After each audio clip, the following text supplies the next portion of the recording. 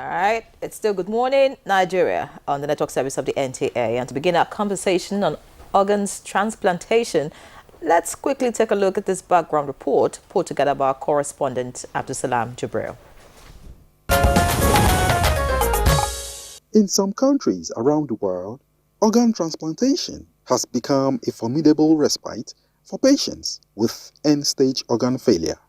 Health experts insist kidney transplantation currently is the best treatment for a patient with end-stage renal disease (ESRD), and patients with ESRD is estimated to be more than 2 million worldwide, according to health practitioners.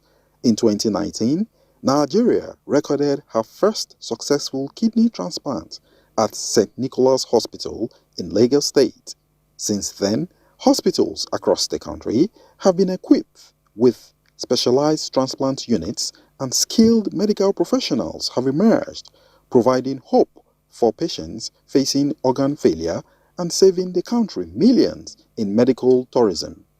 Different medical facilities across the country currently offers organ or tissue transplantation, such as kidney transplants, corneal transplants, and bone marrow transplants. However, as the demand for organ transplantation far exceeds the organ availability, the road to establishing a robust organ transplantation system is often saddled with complex legal and ethical issues. For instance, organ harvesting is unfortunately becoming popular, raising serious moral questions and concerns about exploitation and human rights.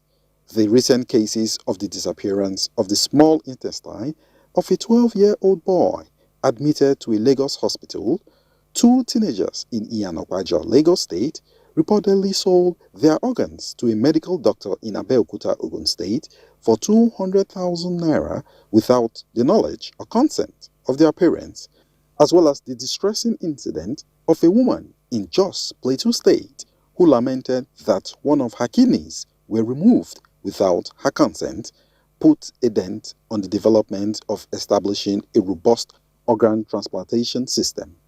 A lack of awareness about organ donation and transplantation is another impediment.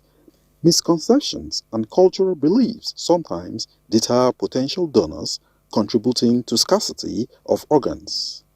Concerning legislation, healthcare professionals say there is need for clear legislation on organ transplantation and reviewing existing laws governing organ transplants to ensure ethical practices and foster trust within the system.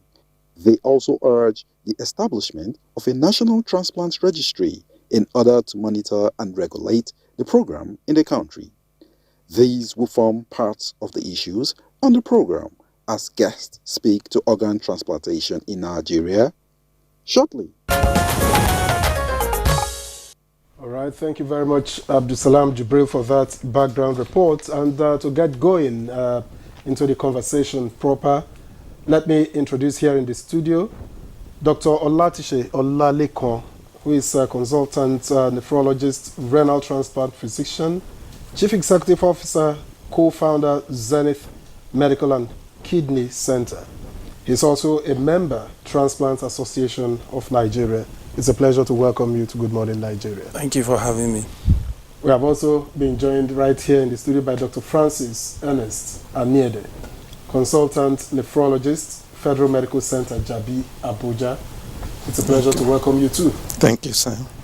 Okay. All right, also joining us for the conversation from our Kano studio is Professor Aliyu Abdu, a consultant physician and nephrologist at Aminu Kano Teaching Hospital, Kano. He's a professor of medicine at Bayero University, Kano, immediate past Secretary General, Nigerian Association of Nephrology. Many thanks, Prof, for joining us for the conversation.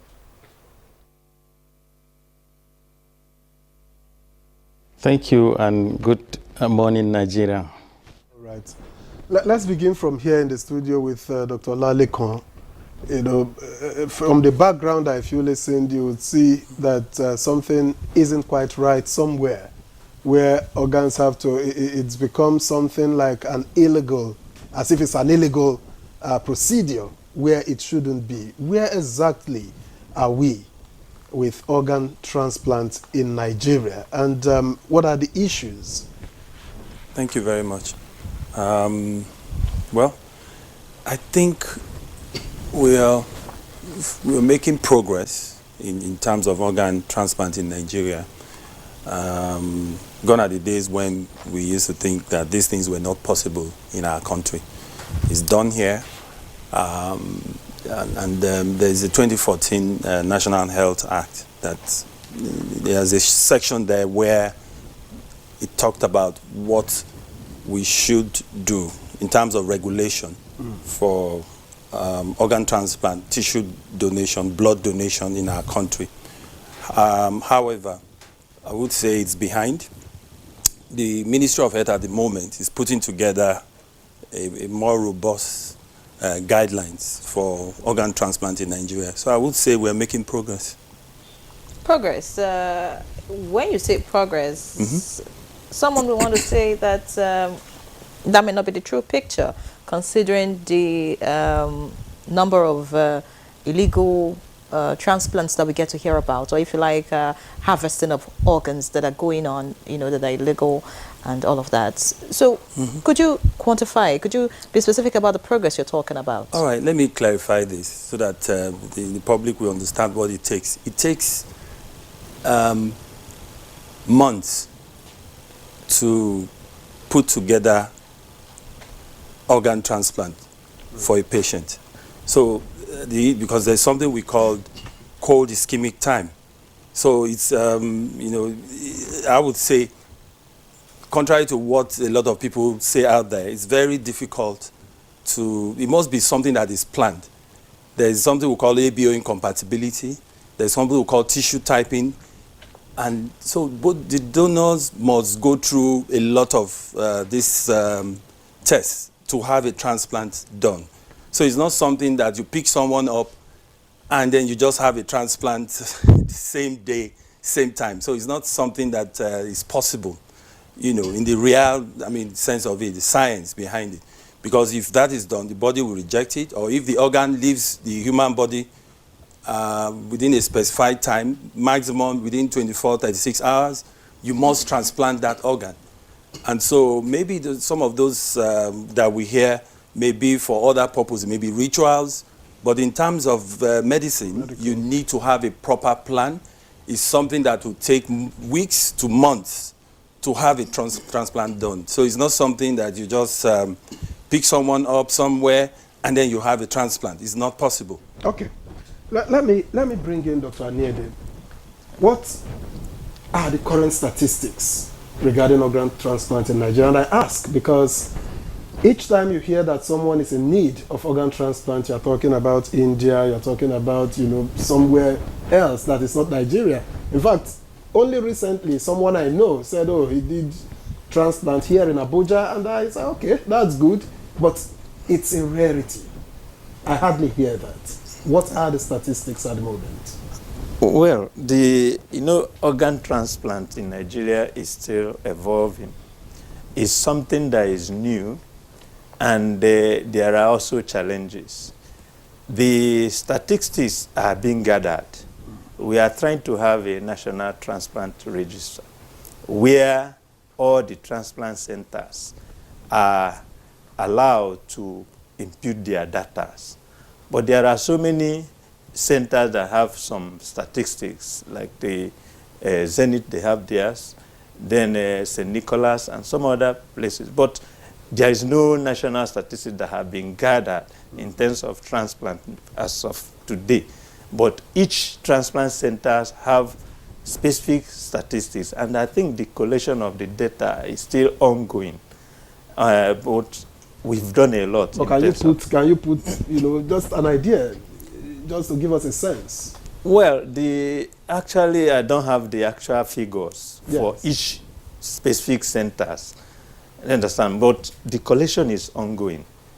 Understand? But we don't have actual national statistics as the prevalence of a transplant in Nigeria. All right. But I think the Federal Ministry of Health and in fact, in collaboration with the the Turkish government of Turkey are trying to put in something. You understand? In fact, they invited the Turkish government to help us in propagating organ transplant because they see that transplantation, kidney transplant, and other organ transplantation is a good way of helping people that are in need. But the issue is that the way most of the centers are going about it is not well coordinated. In centers where they have a coordinated transplant center like Europe, America, they have so many bodies that man each of those sessions. Like you have a human transplant authority that regulates the transplantation outside the country, that is in US or UK. Then you also have organ procurement network. Those ones, their job is to go to where people are mourning and also meet people in the community to tell them the importance about organ transplant and also try to convince people to donate. Then we also have organ sharing network. Those ones are managing the pools. You understand? We have a donor pool. Like if the organ transplant procurement network convince some people, okay, you people have to donate, it's going to help to save life. Then when those people come, there are people that arrange the organ sharing network. They are the ones that manage the pool. Do you understand? Because people are going to, okay, I'm going to donate into the pool. So when they donate, it's left for those organ sharing network to arrange on how to disburse those organs in a rightful way to the benefiting populace. All right, thank you, Dr. Anyede. Let's get to Professor Abdul now. Dr. Anyede is talking about, you know, convincing donors. A lot of people are wondering how safe it is really, you know, to donate organs. And could you give us specifics on the kind of organ transplantation that is common in Nigeria? You know, is it the heart? Is it the, you know, which exactly? And tell us the success rate that we have had in this country.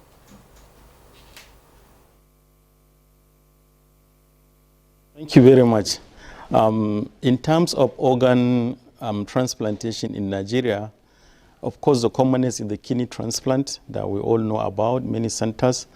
The corneal transplant is happening in Nigeria, especially in some private hospitals in London and one center at Ibadan, UCH in particular in Ibadan, and also bone marrow transplant, which has been done successfully at Benin, initially at the University of Benin Teaching Hospital, and also now in a private hospital in Benin.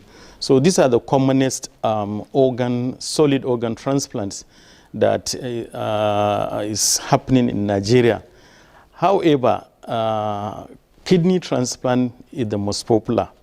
As at the last count, there are over 16 centers in Nigeria that are doing kidney transplant, even though most of the centers, they have done a few and then they have gone down, especially those in the public sector. But the private sector centers have gone far. Of course, we know the successes in St. Nicholas and at Zenith Hospital and some other private hospitals. So in terms of the commonest organ transplant, you asked, is kidney transplant in Nigeria, though there are some other forms of transplant, organ transplant that are going on in a few centers in the country.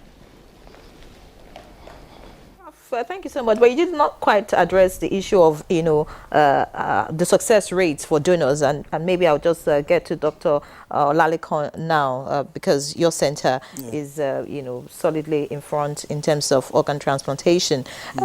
Talk to us about, you know, the donors now. Because you're transplanting to someone who is ill and, okay.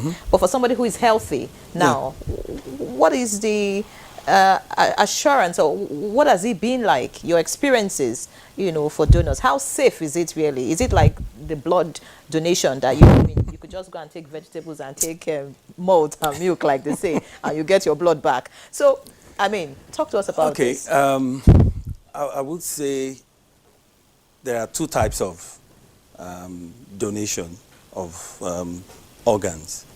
you have the living donors and you have the diseased donors. There is a third one that is still at the experimental stage, where we call the xenografts, xenotransplantation, where we get organs from animals like the pigs. That has been the research work is still ongoing. It's not yet, I wouldn't say that's success yet, but it may just be the future. But the one that was done didn't survive. Yeah, that's why I said it's still, experimental stage where research is still ongoing. The last one that was done in the US, the patient lived for slightly over 2 months. The first one that was done in a brain-dead patient. There's a particular species of pigs called Yucatan pigs, found around Mexico, I think, that is quite, their organs are quite similar to that of man. And so they go through some form of altering of the genes and removing some animal genes and infusing human genes. And that may just be the future. And I think that will help to really resolve a lot of issues. Now, the disease donor transplant is still not, in Nigeria, we're trying to, there's a committee that is sitting as I speak on regular basis, trying to put together documents so that we can get the necessary legislation for disease donor transplant. So what we do at the moment in Nigeria is the living donation. It's safe, and that's why you have to select the donors. And it's preferably when it comes from a family member. You know, we all have, or most people have 2 kidneys, and that is why we talk about selection when all the test is done, and the so-called, the potential donor is healthy. Taking out one is, is safe. Some people are actually born with 1 kidney and they live till, they get to old age. So it's not a question of whether we are solving one problem and creating another one. No. So that is why the donor selection must happen. Several investigations must be done to ascertain and to be sure that, yes, that potential donor is fit to donate to his loved one. What are the challenges? What are the challenges that make it difficult, either to get people to willingly donate, or to even access, or even success rate of organ transplantation in Nigeria? What are the challenges? Oh, well, the challenges are enormous. Even worldwide, it's very difficult to get a healthy person to go under the knife, an act of generosity, to give an organ to his loved one. It's a very difficult decision to take. And that is why even in the West, living donors are becoming very scarce.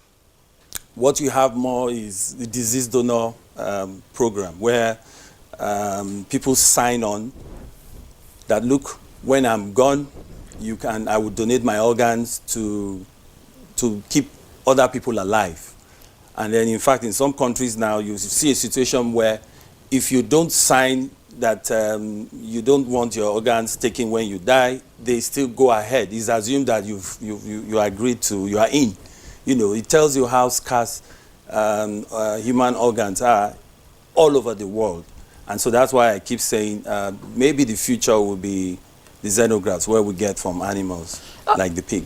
You know, doctor, we've heard stories about, willing to donate one organ and eventually the donor becoming ill as a result of the inability of that particular organ that is left to sustain the person. Maybe the other organ becomes diseased and all of that. So speak to us in specifics, the kind of test that you do for donors. Yes. And then what is the rate of certainty that these tests are accurate, just to show that the donor is able to live life without issues after donation? When done in centers, they are usually quite thorough. You're sure that, yes, the potential donor is fit to donate, and with that, it's safe.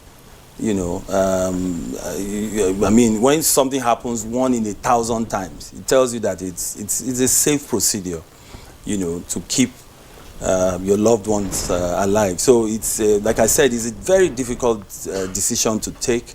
But we still have in this part of the world that bond amongst families. So when one is down, we still have that.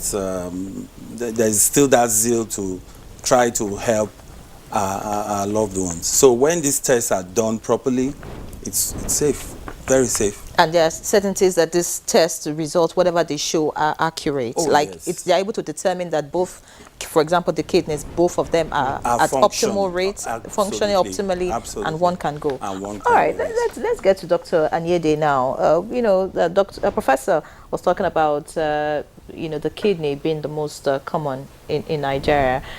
Could you speak to us about why the other kinds of organ transplantation going on in other parts of the world is not yet you know, available, if you like, you know, done in the country, just as we have gone far with the kidney transplants?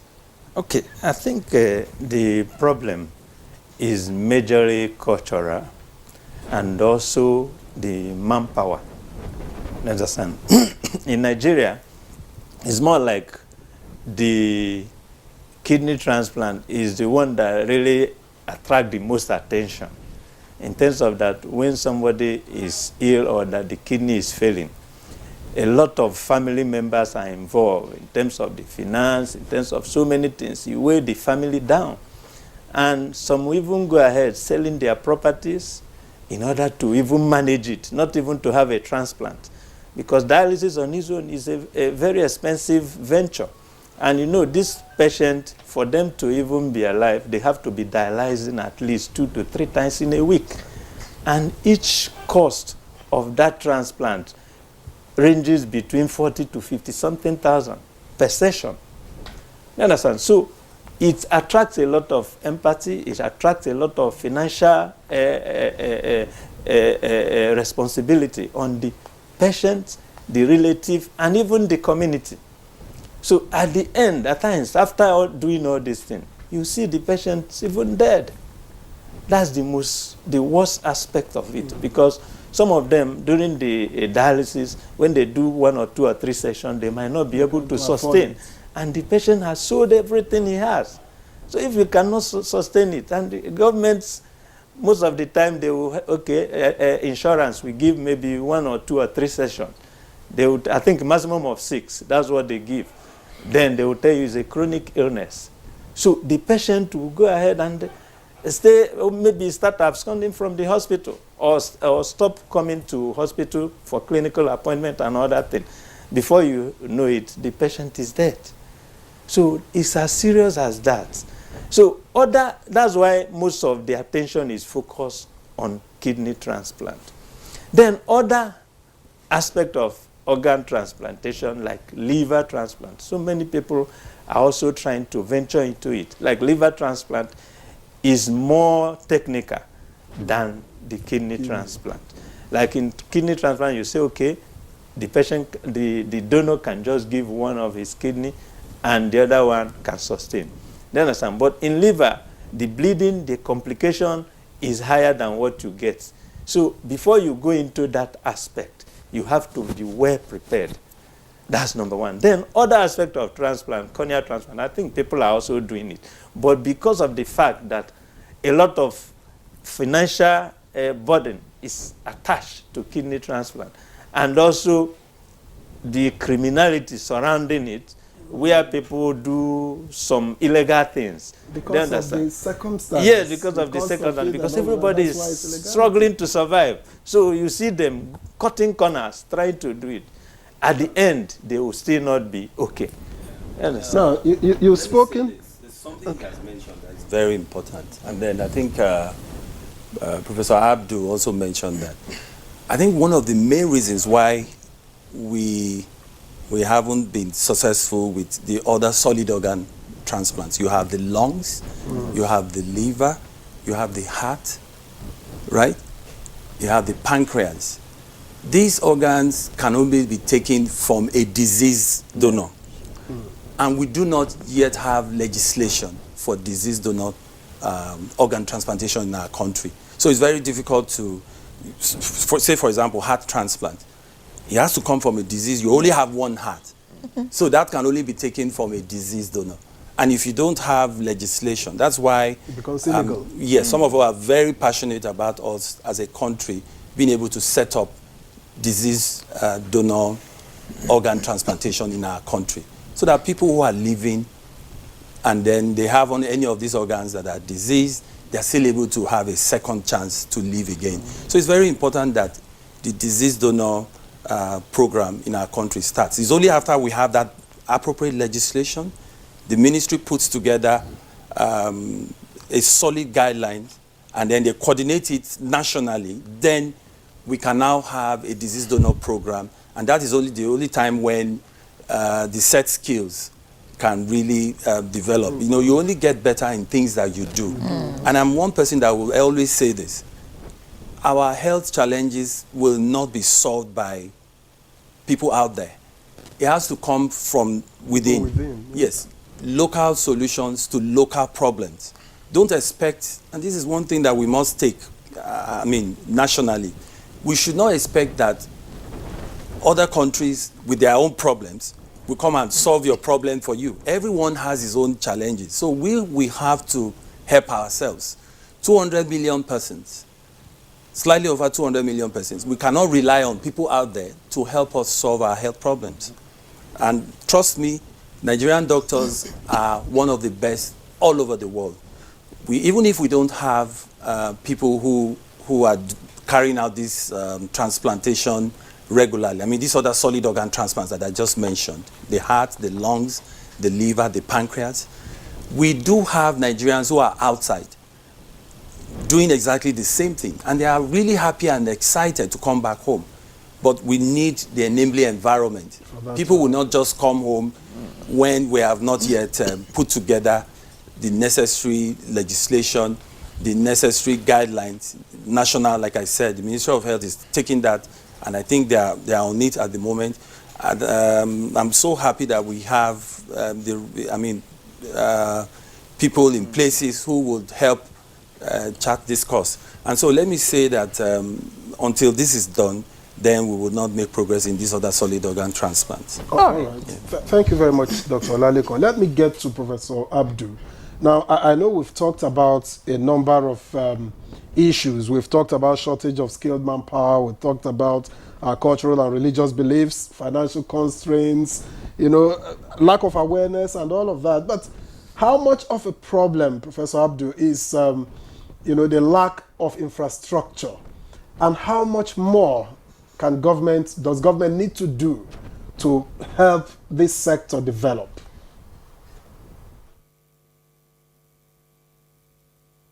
Thank you very much. This is another important aspect that needs to be looked at, this infrastructural development. Dr. Alatishe was talking about deceased donor organ transplantation, which will ensure improve adequacy of organs for transplant. That type of organ donation needs huge infrastructural investment. I'll give you an example. Now, as he rightly said, these organs, when they are harvested from the deceased person, they need to be preserved and then transported to the place where they can be used within the shortest possible time. And this organ procurement, organ preservation, organ transportation need a huge infrastructure from the personnel involved, then to laboratory assessment and investigations, and then a huge data that's available for easy access. Now, when you get the organ, you'll be able within minutes to decide who will benefit from that organ. And then you need to transport that organ within the shortest possible time in the best of conditions. And this we are talking about huge infrastructure in terms of transportation of the organ. I will give you an example where I train in a hospital. As you have a a team of health professionals on call to take care of patient with surgery or patient with pediatric problem or patient with medicine problem. You have a team on call for organ procurement. And this team is well equipped in terms of, they even have a helicopter where they go and harvest organ and return, and then within few hours it's been sorted out who will benefit from that organ. So this is a huge investment in terms of infrastructure. I'm happy, Latisha rightly mentioned several times the effort of the government, and even on the living donor organ transplantation, it needs huge infrastructure. He mentioned the laboratory investigations involved in assessing the donor, also determining whether the donor is fit to donate or not. There are several tests involved, and the final one is what is called tissue typing and cross-match test, which is not available until recently in the country. You can see why we were lagging behind. I'll give you a small history. When we started the transplant in Kano 2002, we have to transport the sample from Kano to initially Sudan. Then the system collapsed. We have to now move to Cairo. We take sample to Egypt for tissue typing test. And then the system also collapsed. We now have to take it to UK, Bristol Hospital. Now the system also collapsed with the involvement of Ebola. Then British government said no more tissue samples from Africa. So you can see how difficult it is to organize, even in terms of the living donor organ transplantation. So infrastructure is needed, huge investment, not only laboratory, not only personnel, issue of transport, issue of organ preservation, and also issue of organ sharing, which needs a large computer-based data system that will ensure a proper allocation of the organs when they are harvested. And I'm happy government is doing something recently. TED Fund invested a huge amount of money in some centers to improve in this issue of organ transplantation through some universities and their teaching hospitals. So as Olatish said, we are evolving, we are moving, and we are making some progress. I hope one day we will be there.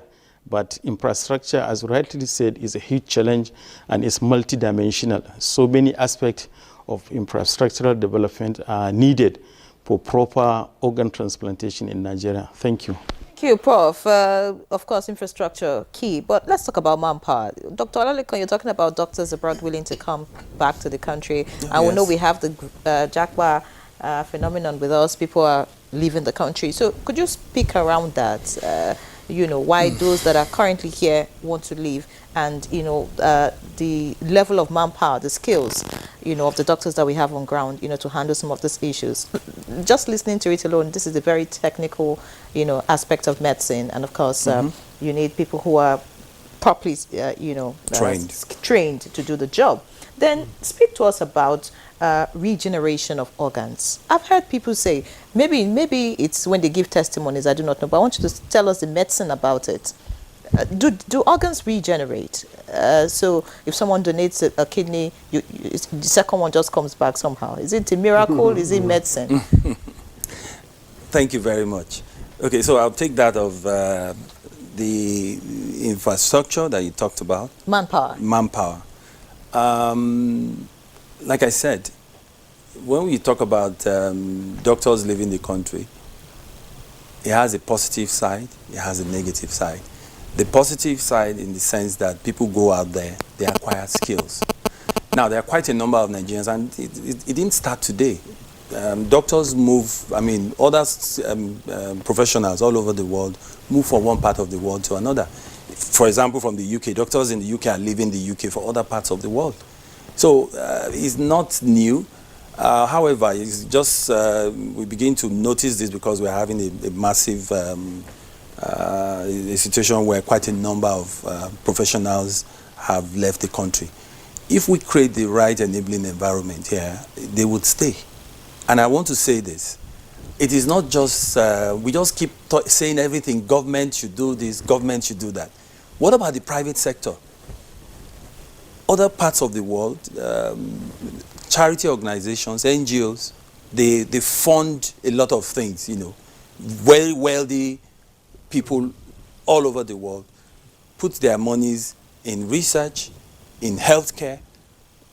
You know what Bill Gates is doing with vaccination, you know. So what is stopping us? We also have wealthy people in the country. So we should also encourage the private sector to support. So government cannot do everything. There is no part of the world where government does everything. They don't have all the resources.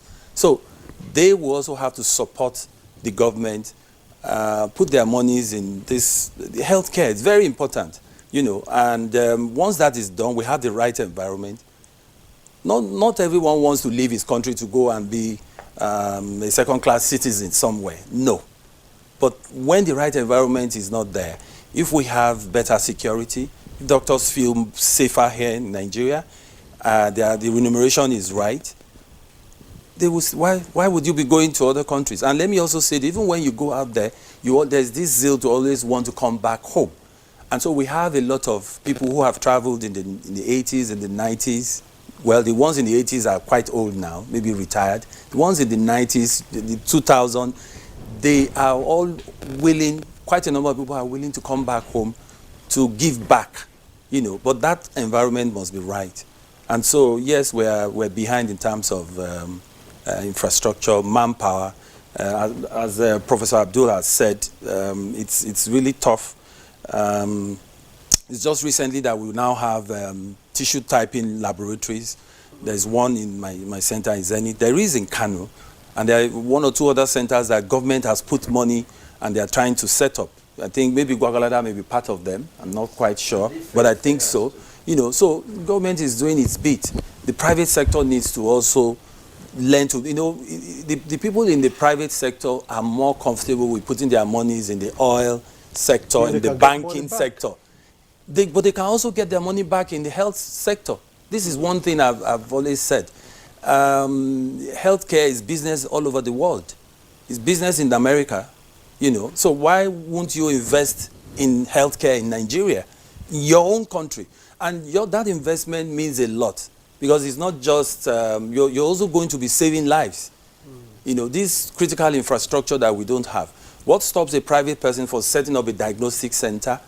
What stops us from putting their monies in procuring some of these equipment and putting some premium on it? So it can be business in Nigeria if it is done properly. And I will always say this, the government is doing their bit. So yes, we are behind. I mean, in terms of both hospital infrastructure and then manpower. But I believe that we'll get there. If we keep pushing, we'll get there. Miracle or medicine? Medicine. Regeneration of organs. Oh, okay, yeah. Okay, that was the other question. Now, yes, there's something called stem cell, where organs, I mean, they infuse cells and then organs regenerate.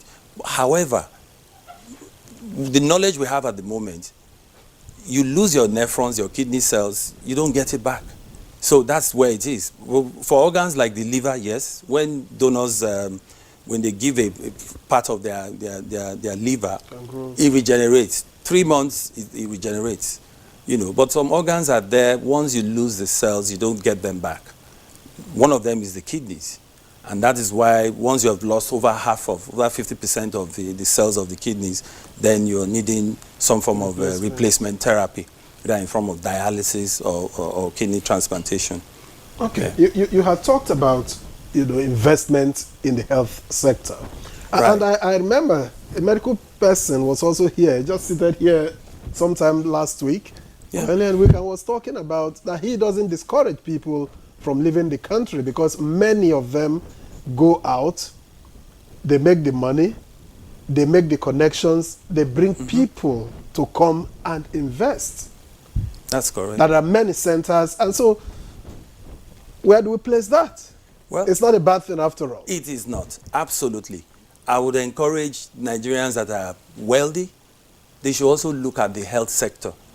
They should not ignore the health sector. They can invest in the health sector. You know, the investments take a longer time to get your returns.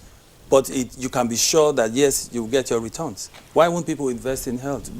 Just the same way, for God's sake, we are over 200 million persons. So the investment is right. Dr. Anyede, I want you to speak to us about the legal and regulatory frameworks of organ transplantation at the moment in the country. He talked about wanting legislation for deceased donors. Yeah. For the living donors, what is the framework on ground at the moment? What is the procedure? Because we've heard stories of people saying, oh, I wasn't paid, I didn't know, you know, I was going to get so amount of money. I know some cases are in court at the moment. What is on ground now in terms of organ transplantation? Well, that's exactly the point. In Nigeria, we don't have actual regulatory bodies in terms of organ transplant. However, there are some setting guidelines by which we use in terms of the transplant. There is Istanbul Declaration, which states that organs should not be commercialized, and there are some other components of that regulation, which Nigeria adopted in 2014 as the National Health Act of 2014. It also has its own guideline about how organs should be given. But these two guidelines, applying it to Nigeria, you discover that it has a lot of loopholes, maybe based on our culture and so many other factors. Then even the High Court came up with also regulations on how a donor affidavit should be given. These are the three things everybody operating, managing a transplant center is using right now. But where things are done properly, where they have a regulatory body, each agency has its own function. Just like I mentioned that Human Tissue Authority, elsewhere, like US, their own function is just about regulation on do's and don'ts. Then you also have Organ Procurement Network. Their function is to talk to people just about, mostly they do disease donation. That is they get their own transplant from deceased donors. So they go to where people are mourning, especially people that die from kidney disease. They talk to them about the importance of donating kidneys, especially when they are dead. You understand? So these are the agencies. Then we also have the organ sharing, which also regulates how organs are being disbursed. These things are lacking. We are lacking it in Nigeria. So what I think, now what we do, after getting all these things, using the Istanbul Declaration, using the National Health Act guideline, and also the donor affidavit, we do some ethical checks. The patient has to go through ethical committee of any of the transplant center. Those ethical committees are made up of the doctors, a lawyer, a pastor, imam, and a representative of a social group. So why are all of these people necessary? Yes, they are important to make sure that things are done properly. Pastor, imam, yes, in medicine? Yes, ethics. We are talking about ethics. The moral aspect, the imam and all side of it. Yes. The moral aspect, the religious aspect, every other thing, and make sure that nobody is harmed. So all these people saying, oh, my kidney was chopped off when I'm sleeping is not possible, because this thing takes time. When you want to do a transplant, you plan it ahead of time. You can induce someone. Yes, and that's why the ethical... Yes, that's what the ethical people are trying to find out. Committees can help. So the ethical committee will try to find out whether the person is doing it willingly, the relationship between the donor and the recipient. No, I mean, if I'm going to chop off your kidney without you knowing, am I going to subject myself to any ethical committee? That's why it's not done that way.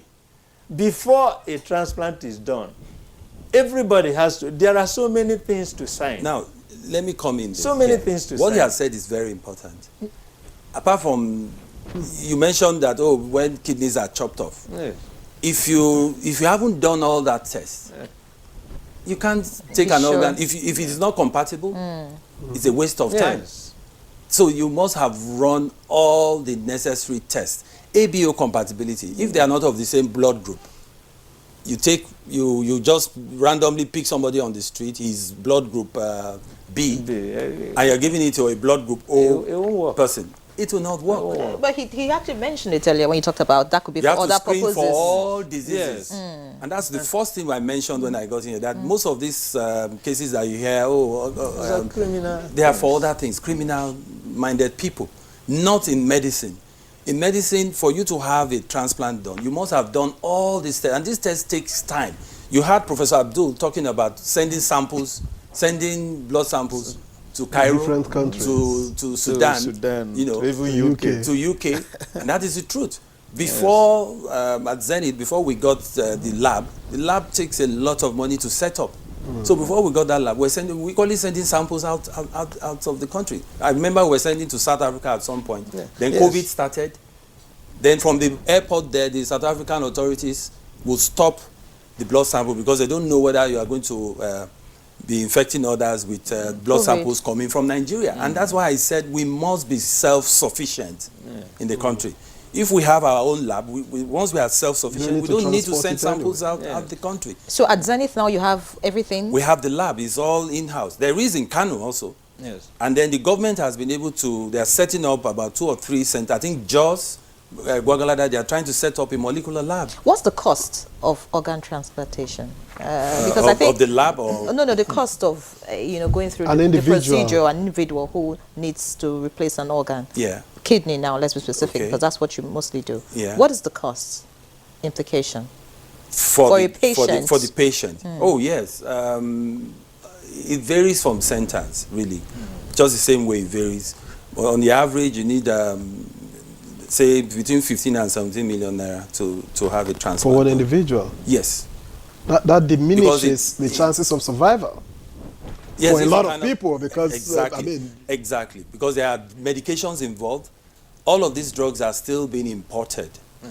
They are not available here. Sanofi was here, but they've left the country. They've left their medications in the hands of a third party. So when third parties are involved, the cost will go up. So that's what it takes. All right.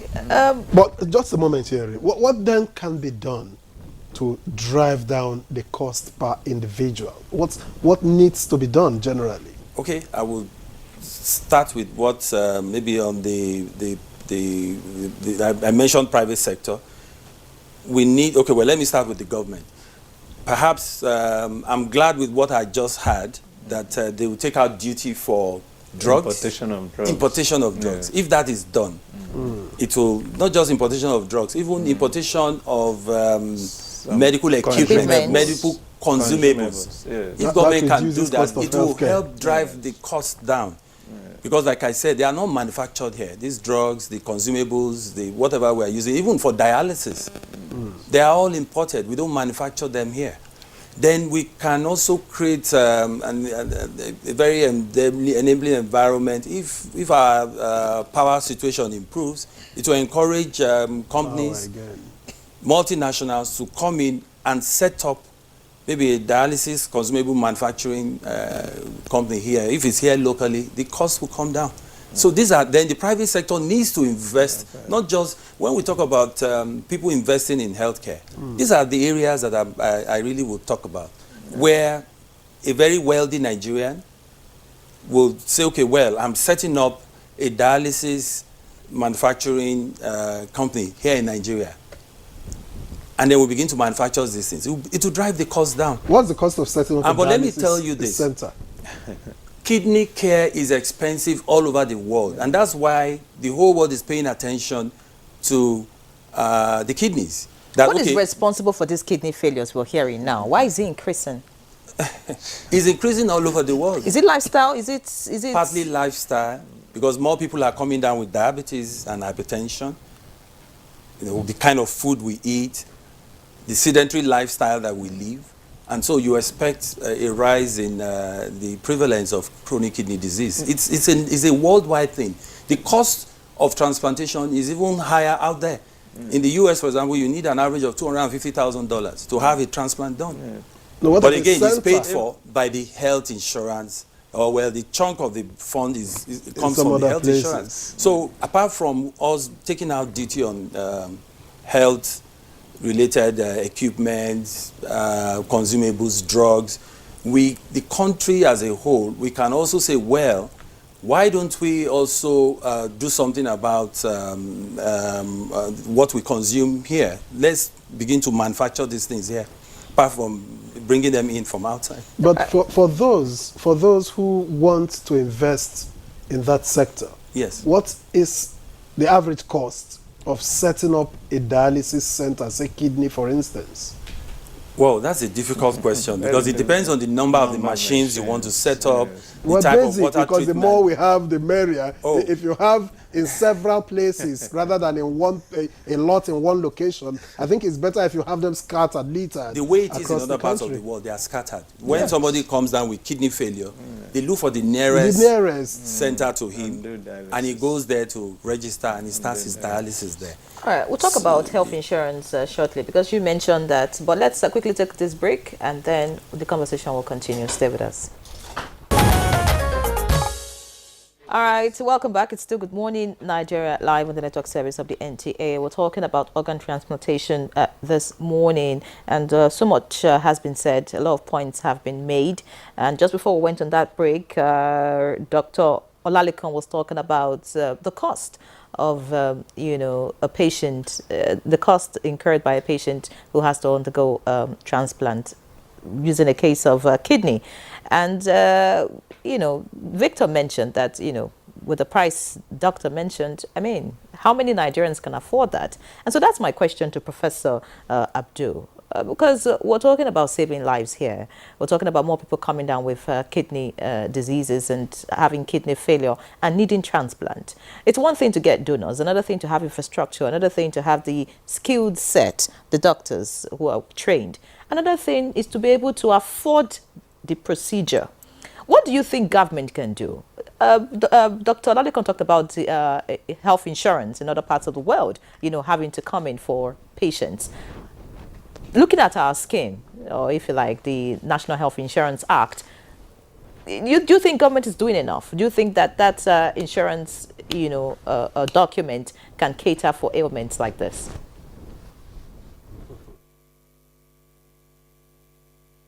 Thank you very much. In terms of making organ transplantation accessible to Nigerians, I think everybody needs to do his own part. Alatisha mentioned private sector, and there are things that we can do at a community level, and there are things that we can do at the level of individuals, especially the philanthropists and so on, and then we can do at the level of the government. So at the level of community, some people are trying, and then they need to be appreciated.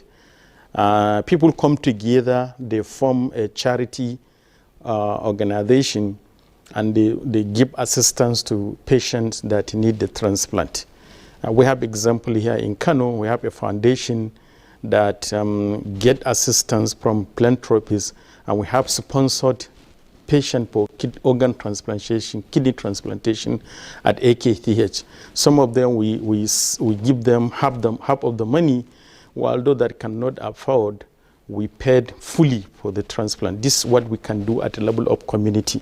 And I also mentioned earlier a community in Nigeria, in Jigawa State, where they have a lot of kidney disease problems. They come together, they raise funds, and one of them set up a dialysis center, and they run it at the level of the community, and they charge very minimal amount of money for dialysis. In that center, you pay as little as 5,000 naira to get a session of dialysis, and it's run by the community.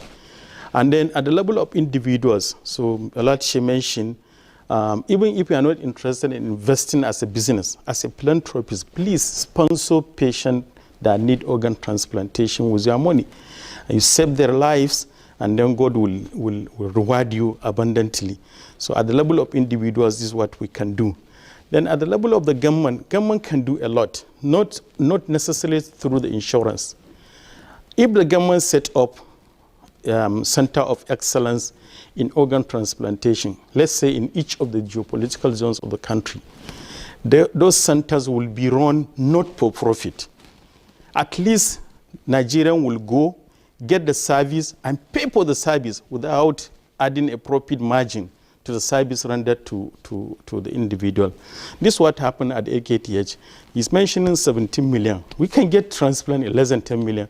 In 5 minutes of the increased cost of things in AKTH, it's never above 5 million naira transplant at American. This is because it's not for profit. We ask you to deposit money, and from the money you deposited, we charge for the services we render to the patient. At the end, we calculate your bill. If you have balance, we'll give you medicine for your balance. If you have some money to top up, you pay for the indebtedness. So this is what the government can do. Set up centers of excellence. Make the services affordable to Nigerians, and make the centers as close to them as possible. And the government can do. We subsidize medicine for other diseases. HIV medicine is almost free in the country. Why can't other ailments? Why can't diabetes, hypertension, kidney failure, they can get subsidy? Even though now government is moving away from subsidy, removal of fuel subsidy, energy subsidy, but let the service be available at a non-for-profit basis, so that me, like a civil servant like me and you, can be able to access.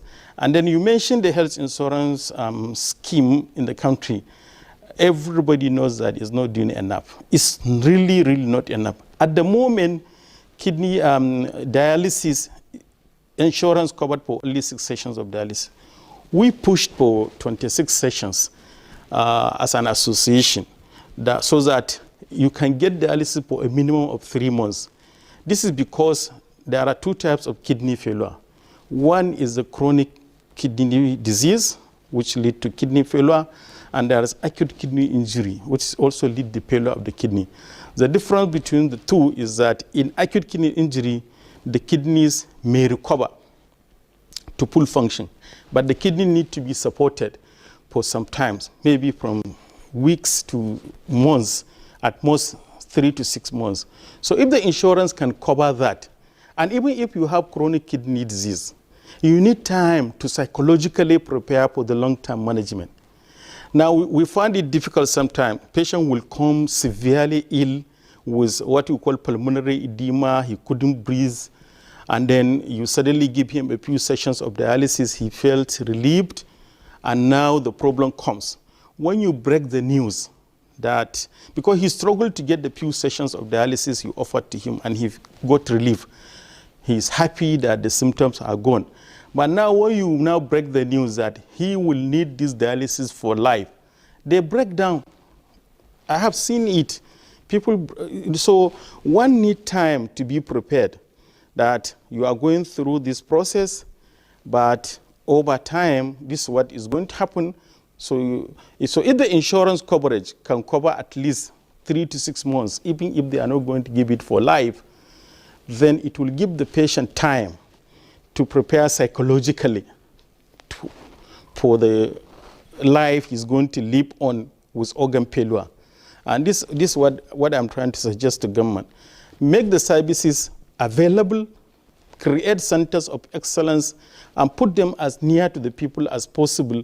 Even if you don't want to give subsidy, offer the service at non-for-profit level. This is my suggestion to the government. All this infrastructure thing, the government need to invest. We should understand that as the government invests in road, in power, in energy, there's also the need for massive investment in health to make the service available to Nigerians. Now there are things that can happen in Nigeria, even if you are rich, the service is not available. You can die from simple ailment like a heart attack in your community. In the big cities in Nigeria, you cannot get coronary angiography, you cannot get heart surgery. I met one very rich person in Kano one day. I was telling him that even this with their richness, with their wealth, if God forbid now you fall down with heart attack, we will look at you and then watch you die in Kano. We cannot do anything. So this is what I'm saying. We need to massively invest in infrastructure. You can be a gunman. It happened now. A member of House of Assembly some years back collapsed and fall down in the house. He died before he reached the hospital because basic first aid equipment that he needed at the time were not available. So government need to invest heavily in health. And also, as Dr. Latisha said, individuals need to be encouraged to invest in health. And then there are things we can do at the level of our community to help ourselves. And then there are things that we can encourage our sons and daughters that are rich to do in terms of philanthropic activities. Thank you. So thank you very much, Professor Abdu. Thank you very much for your insights. Now let me get to Dr. Aniede. Given the costs, you could see, from Professor Abdu, from you, from Dr. Laleko, everybody talks about the cost of treatment. Given the humongous cost of treatment, what lifestyle, changes would you advise so that you don't even get there in the first place? You go for prevention rather than get to treatment. Okay, the issue is to deal with the risk factors that will make someone to develop kidney failure, especially the chronic kidney failure. Even the acute, because once you have an acute, it's also a risk factor for a chronic kidney failure. So one is maybe the way we take drugs, especially herbs. Because of the cost of things now, people hardly go to hospital. They buy herbs, trying to treat their ailments. So not knowing that those herbs are really toxic to the kidneys. So most of the time you see them having kidney failure. Then some are also diabetic and hypertensive. If you are diabetic and you are hypertensive, you have to make sure that those two things are put under check, that they are well controlled, that your blood pressure well controlled and your blood sugar well controlled. And they have to be regularly monitored. You see your doctor regularly so that he will keep checking on all those things. You talked about herbs.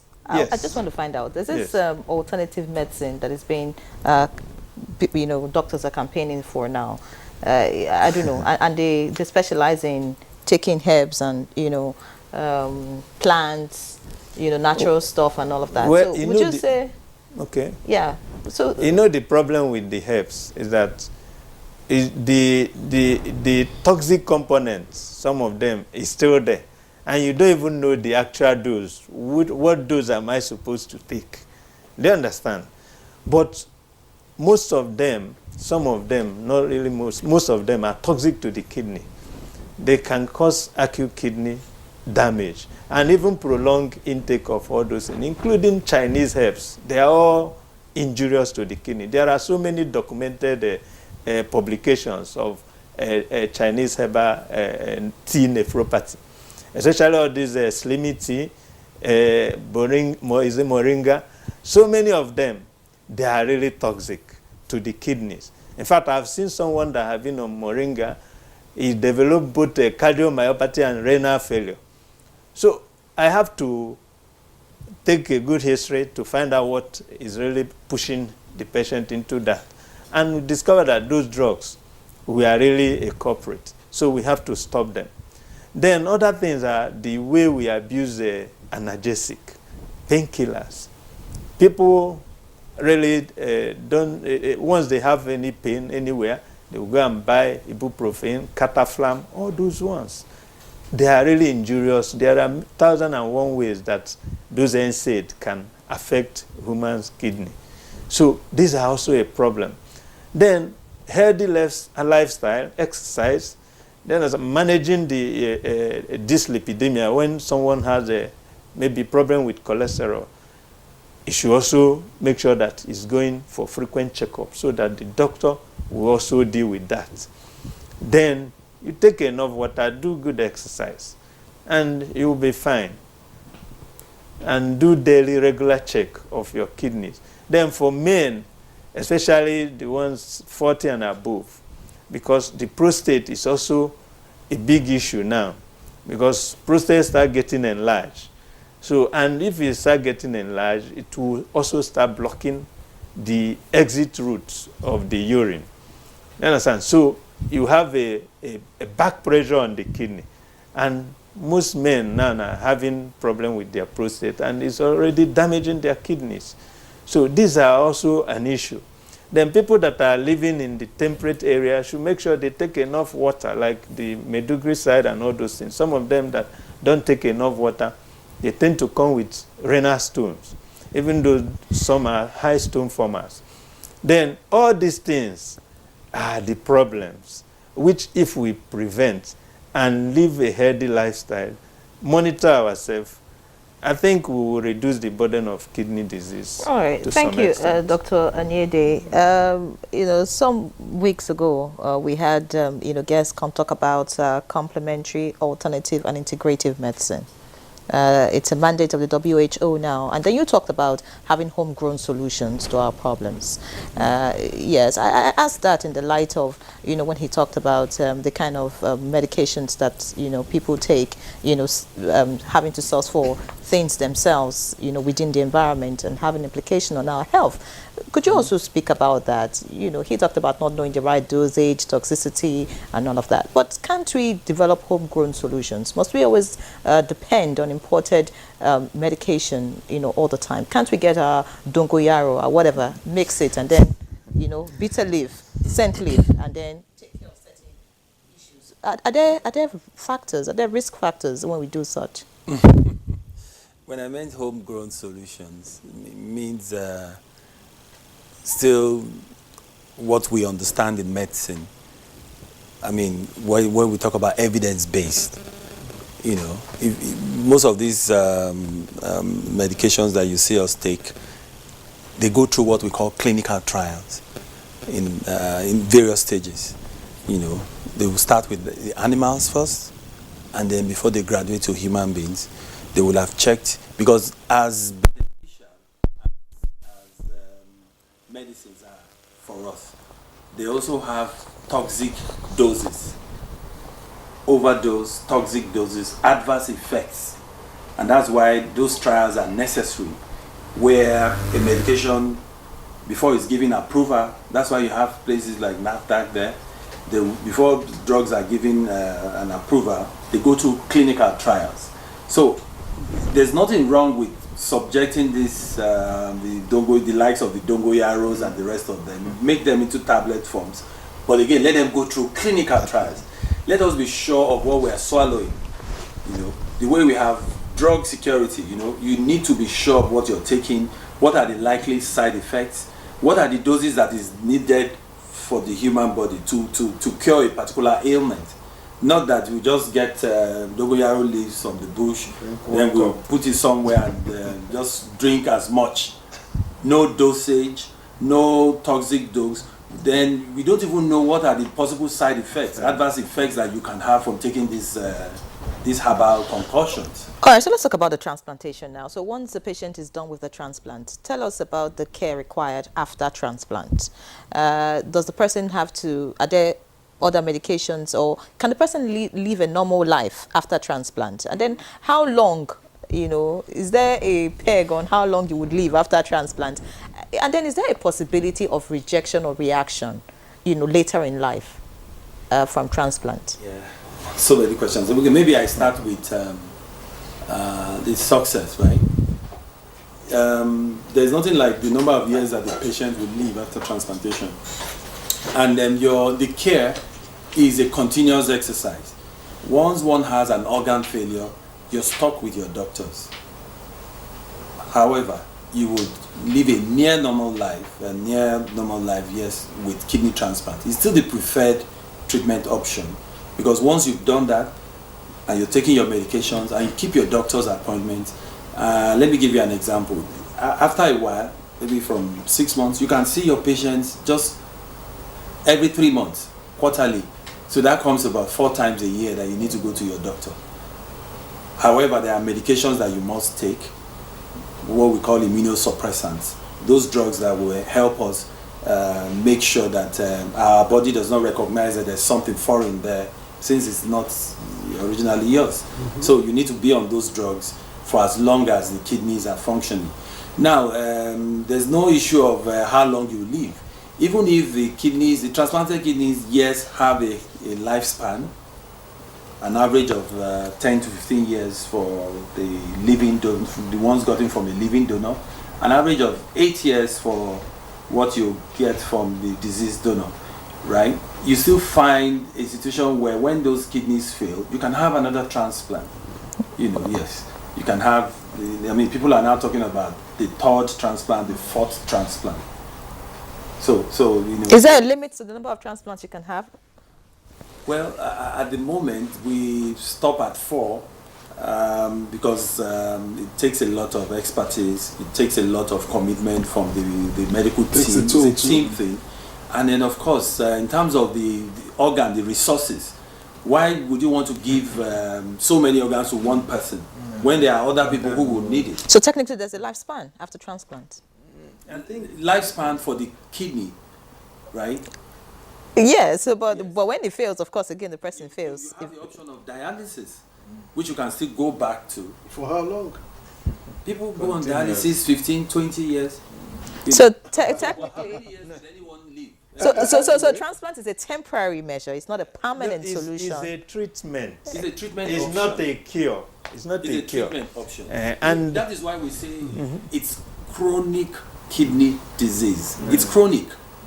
When you have those chronic ailments, you manage them. When you have hypertension, you continue to take your drugs. If you don't take them, then you're Little wonder, many people I know who, you know, underwent transplant, over time, just die. yes, and Over again, time. another thing is funding. that, sorry, sir, But let me... the more you go in terms of having more organ, the shorter the lifespan of the subsequent ones. Because after the first one, you develop some antibodies. You understand? If you getting another one, you need a lot of desensitization and technicality. Let me take the last 1 minute we have with Professor Abdul quickly. Okay. Professor Abdul, what experiences, what lessons have you learned from patients who have undergone transplants that could serve well as a pointer going into the future for what Nigeria could do?